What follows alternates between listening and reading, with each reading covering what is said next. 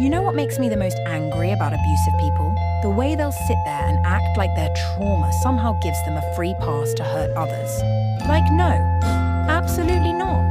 If you've experienced abuse, you of all people should know how much it destroys someone. You should know how much it eats away at a person's sense of worth, their ability to trust, their ability to even feel safe in their own skin. And yet, some people will still turn around and inflict that same pain on others, like it's some sort of cycle they're proud to keep alive. But here's the truth. Trauma is not an excuse. It never has been. It never will be. Because trauma can do one of two things. It can either make you more aware, more compassionate, more determined to make sure no one else suffers like you did, or it can turn you into the same monster you swore you hated. And if you choose the second path, that's not trauma's fault, that's you. That's your choice. People love to throw around that phrase, hurt people, hurt people. Yeah, sure, sometimes. But you know what else? Hurt people can also heal people. Hurt people can decide to stop the cycle, to put an end to it, to be better. The fact that you've been hurt doesn't justify you doing the same to someone else, if anything, and it should make you more careful, more gentle, because you know what it feels like, you know how it shatters your spirit, you know how long it takes to crawl out of that hole. So don't even try to stand there and say, oh, I'm abusive because of my trauma. No, you're abusive because you chose to take your pain and weaponize it instead of working on yourself. And let me be clear, healing is hard. It's exhausting. It takes years, sometimes a lifetime. But there's a huge difference between struggling with your trauma and using it as a weapon against people who didn't deserve it. I've seen people who've gone through hell-broken homes, violent parents, relationships where they were constantly belittled and controlled, and they still managed to become loving, kind, protective people who would rather die than let someone else go through the same thing. So don't tell me it's impossible. Don't tell me it's just the cycle. The cycle only continues if you keep feeding it. You don't get to use, well, I was abused as a shield. Do you know what that really sounds like?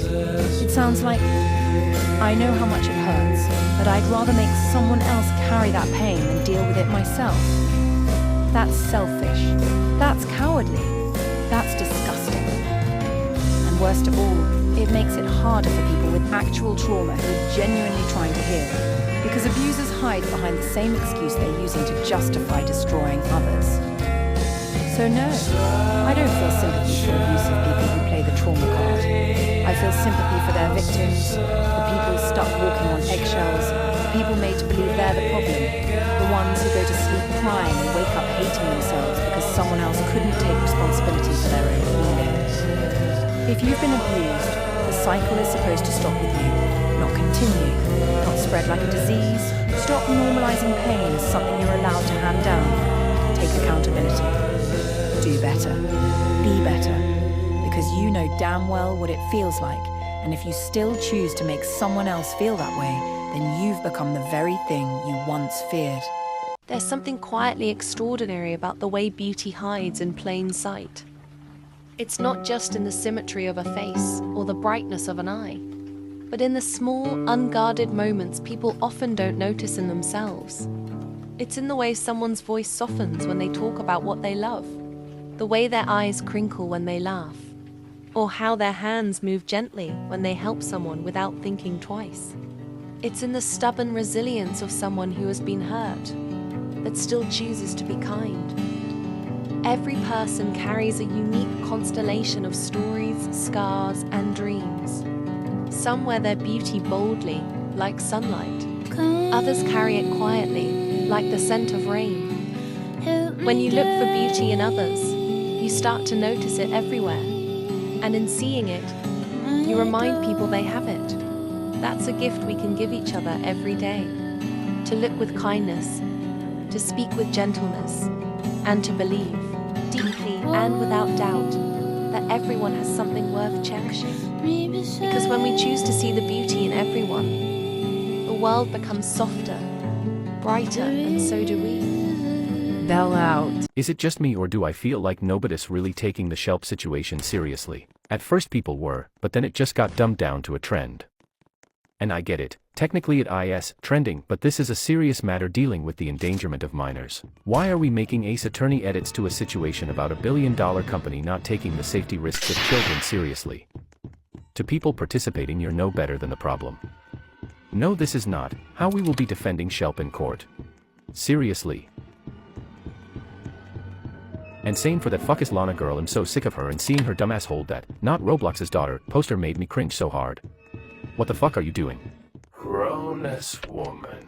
In a situation like this, the last thing, if not anything, you should not be cracking jokes about Roblox's kid anymore. Nobody's used that as a comeback since 2019. Nor should you be making edits about this. Someone is getting the literal law involved with them and your first reaction is to post an animation meme. That's barely even a call of awareness. Just makes it seem like a funny little trend to you. And all the comments saying "free schlep" in every video about this situation. Brody's not even in jail. Getting a cease and desist is not a court game, and I feel like that's common knowledge you should know after being on the internet or watching TV for like 5 minutes. Can you guys take this a little more seriously? Gee whiz. Kibo out. I'm gonna choose dragon fruit because imagine dragging these balls. That was a bad joke, my bad. Anyways, guys, I just had my first day of high school. I hate it. Which obviously most people don't like the first day of school. Hold on, are these free or no? Bro, anyways, freshman orientation was chill the first half of the day, until the vice principal, or whoever he was, started talking about the high school dances. And he was talking about the length of the girls' dresses. He said, it's fine to wear them that length, but when you're dancing, as he's dancing in front of us, and you decide you want to bend over in front of your boyfriend, your whole behind is going to be showing, so don't do that. And what does he do? He bends over and acts it out. Like, dog, I don't want to see you bend over. So that was funny. So then we had to divide into 10 groups, and I had no friends in mine, so I didn't get to see them until lunch. And I hated almost everyone in my group, and they yelled at me during one of the relay games. But I got to see my friends for the first time in months. So after lunch, we got to get our new Chromebooks and sign up for clubs. I signed up for Drama Club, Prism, which I'm not entirely sure what it is, but my friend said it was low-key like a gay support group or something, debate, and quiz bowl. So I'm excited. Oh, also someone I know got into a fight with a kid, and one of the kids got expelled for the 4th time because he's a juvenile, and the guy I knew got suspended on the first day of school for 3 days. Like, bro, it's the first day, how do you even manage that? And I know someone is gonna be like, this did not happen. Bro, were you there? No, so don't say it didn't happen. Anyways, that's all for today. JC the Slinky out. Am I the only one that hates the fact boy Roblox rant creators go more famous than the girls? Oh wait, hold on. Let me just work some magic real quick. Okay, there we go, it worked. Yeah, so I'm gonna need some of that fame. Like, I'm not fame hungry, I'm just tired of being so underrated. Like, even my first video was a guy fitting and went semi-viral, but I don't think it was only just the topic. So if this video goes more famous than my normal views and likes, I will literally crash out. Anyway, bye my little unicorns. Why do we all have that one friend with unbelievably garbage internet? You hop on FaceTime, and instead of their face, you get a 1x1 Minecraft painting. I'll be sitting there like, hello, hello, can you hear me? Like I'm trying to contact The spirit realm. I'll be getting back silence with the occasional static like I'm actually Speaking to a spirit too. We'll be trying to play a Roblox game, and before I know it, I'll turn around and see him walking in place because he's been Disconnected. That is if he can even load the game in the first place. You asked for pics from today's hangout, expect them next week. You ask them to send a video? Just let it go. If I didn't know bro, I'd imagine he lived in a little quaint cabin in the middle of the woods. Only able to connect through satellite. Wi-Fi? Nah, bro's using 2 Soup cans and a string. Okay, Alexander Graham Bell. Relax. Subscribe to Sour. Oh my god! My first follower? Like, hello? Do you know what this means? I'm officially not screaming into the void anymore. Somebody actually saw my nonsense and said, yeah, I'ma follow that. I don't even care if you regret it later. You're locked in now, bestie. You're basically the chosen one. The Beyonce of my notifications. The VIP of my tiny kingdom. Like, when historians look back on this moment, they're gonna be like, ah, yes, the first brave soul who clicked follow. Thank you, thank you, thank you. Here, take this invisible crown, a lifetime supply of imaginary cookies, and the eternal honor of being my day one. Why do parents always lie about leaving? Like, bro, you're at a family party playing Minecraft on your cousin's Xbox, and your mom goes, we'll leave in 5 minutes. That's the biggest scam in human history. 5 minutes in parent time Equals 3 business days.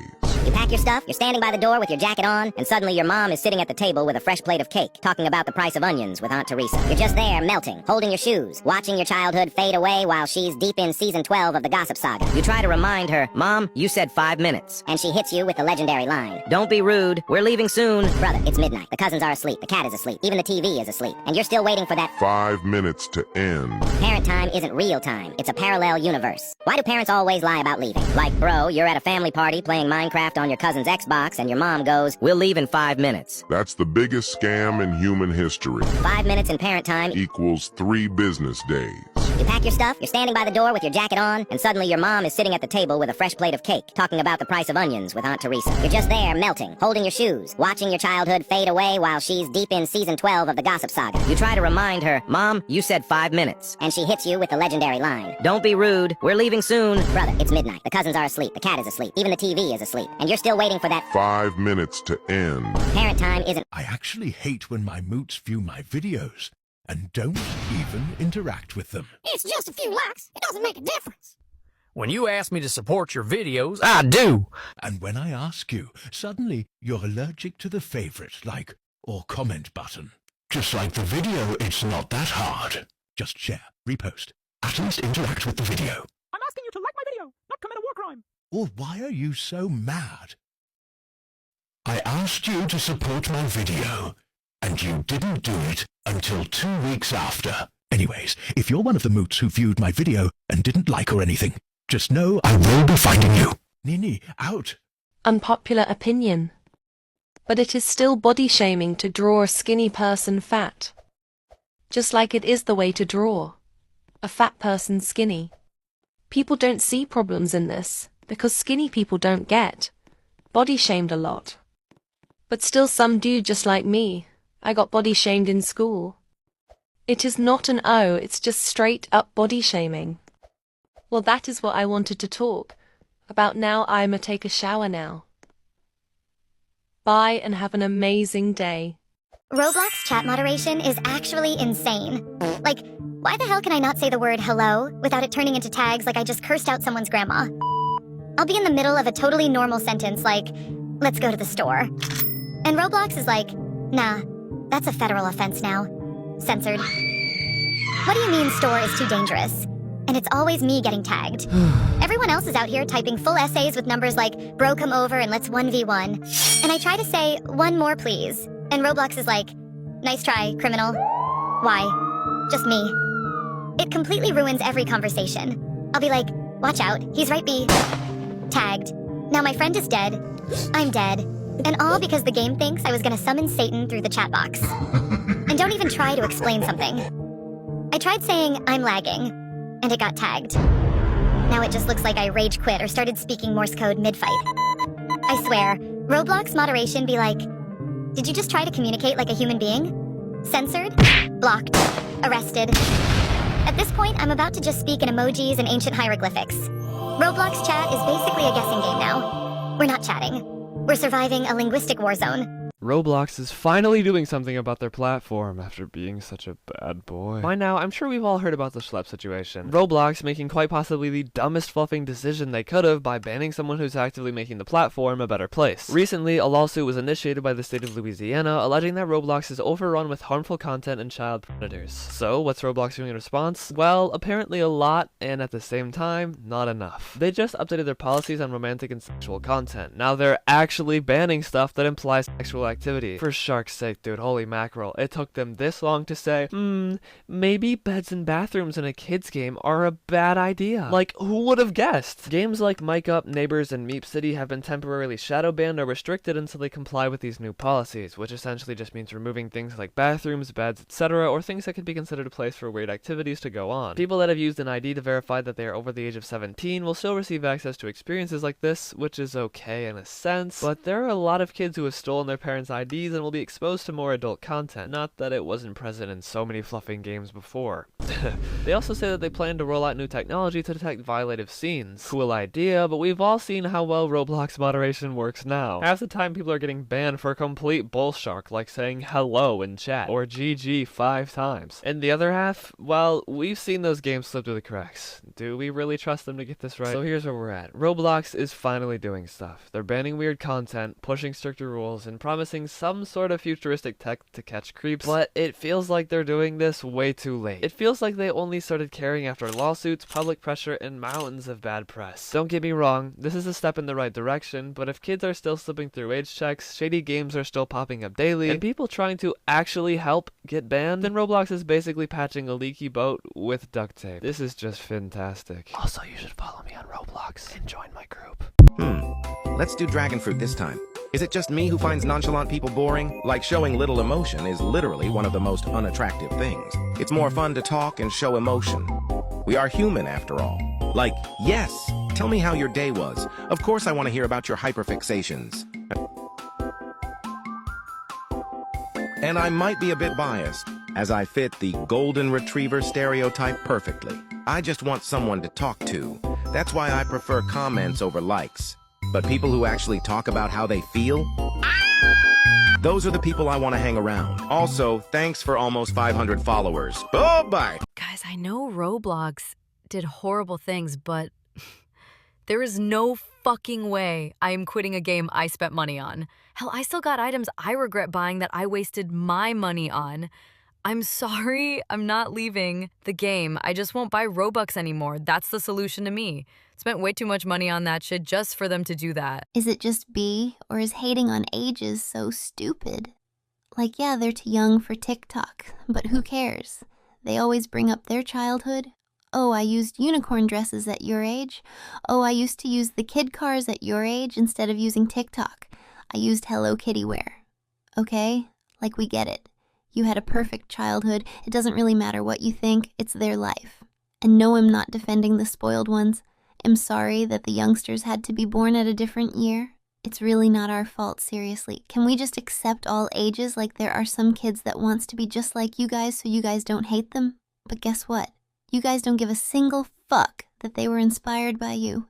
Anyways, Apple Mom out? Behave, my sweet little apples. So this video is kind of a follow-up to a previous one I made before.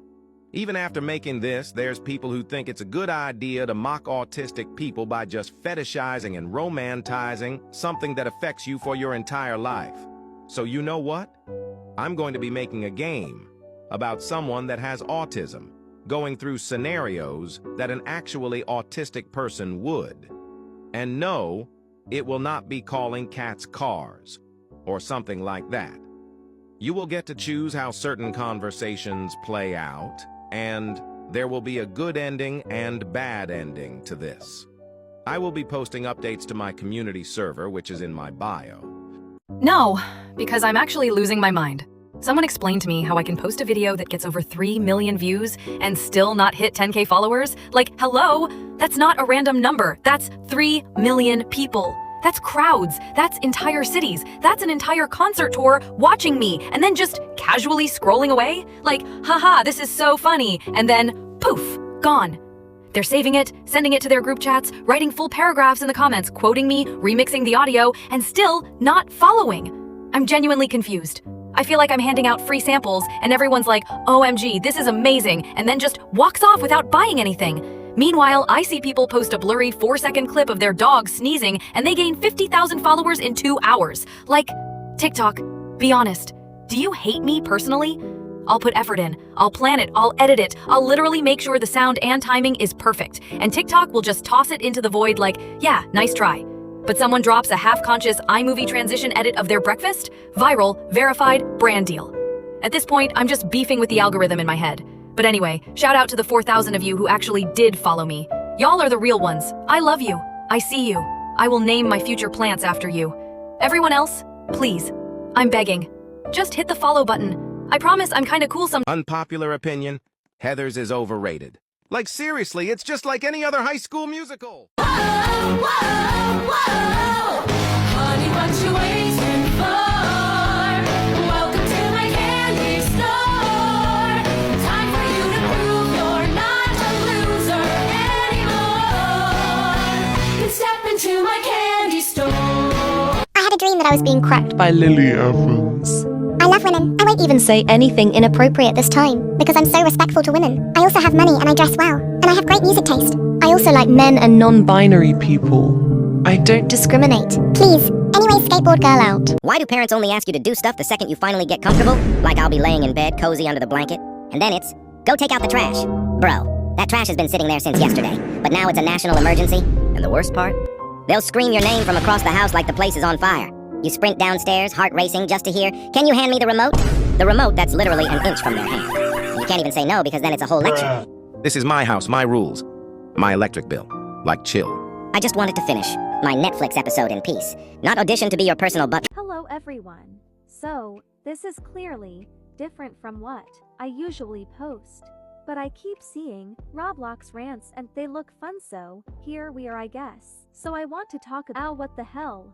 Anyways, I wanna talk about when people say things like, oh, well, if I were you, or if it was me. Like, no, you'd be me. AKA, you'd have my brain and thought process. If you were me, you wouldn't have. No. Anyways, as I was saying, if you were me then, you wouldn't have the same thought process that you have as yourself. Like, you'd have my brain? You don't just become me but magically keep your own brain in my body. Oh, if I were you, I'd just get it done, so I don't have to think about it. Well, Susan, you aren't me at all. Plus, I have diagnosed odd, so it isn't as simple as you say it is. Like, yeah, theoretically, I could just get up and do the thing, sure. But like, it isn't that simple. Like, my body literally won't let me get up to do it. Even if I've been thinking about doing it for literal hours. So no, Susan, I can't just get. Anyway, I can't just get it over with. It isn't my fault that you can easily do stuff like dishes, trash, vacuuming, etc. exactly the moment that you want to, while I quote unquote laze around doing nothing. When in reality I feel guilty that I'm still sat in my bed for hours after telling myself to clean up. So no, Susan, you wouldn't just get it over with if you were in my place.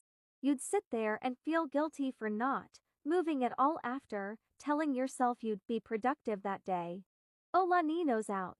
I've noticed this with TikTok a lot, but whenever someone has a different opinion or posts an actual unique video, TikTokers always seem to be keen to destroy the person's mental health, sending death threats, doxing, or even jarring sexual violation threats. Like, when did disagreeing equal to people thinking they are entitled to sending such disgusting threats? Like, they didn't just say something vile of nature. Most of these people, who are mainly teens and grown adults, don't actually have the self-maturity or self-awareness to reflect on their actions. They soon become too stubborn, or they realize what they're doing is wrong. They keep going because these people are addicted to attention. They are allergic to real-life accountability, or get mad when they get real-life consequences. Bro, why does waking up for school have to be absolute torture? My alarm goes off at 6 a.m. and my soul just leaves my body the second the vibrations reach my eardrums. Like, how do they expect me to function before the sun's even awake? I'm lying there, staring at the ceiling, calculating whether it's worth it to skip school. And don't even get me started on the snooze button. That thing's not a snooze. It's a trap. You close your eyes for 5 more minutes, and suddenly it's 8:45, your bus is gone, and you're running out the door half-dressed, holding a piece of toast like it's a lifeline. The worst part? Teachers always say, just go to bed earlier. Yeah, because at 9 p.m. my brain is totally ready to shut off, instead of replaying every embarrassing thing I've ever done since 2014. And somehow, no matter how early I sleep, I wake up feeling like I got hit by a truck. Meanwhile, my parents are like, when I was your age, I woke up at 5. Cool. When you were my age, dinosaurs were still roaming the earth. Times have changed, let me complain. And honestly, mornings shouldn't even exist. Like, who decided we had to be productive before coffee, before sunlight, before my brain even loads? School at 10 a.m.? Fine. School at 7? Nah, that's a war crime. Subscribe if you relate. I hate gullible people. Like, how does some of you actually believe those people claiming to be diagnosed with hypersexual disorder? It's not a disorder. It's a trauma response or symptom. You literally can't be diagnosed with it. And don't even get me started on the people who hit puberty and suddenly think they're hypersexual. You're not hypersexual. You're horny. I swear half of y'all use that shit as an excuse to be a fucking creep, and it takes away from the people who actually struggle with it. Guys, get therapy. It'll help. I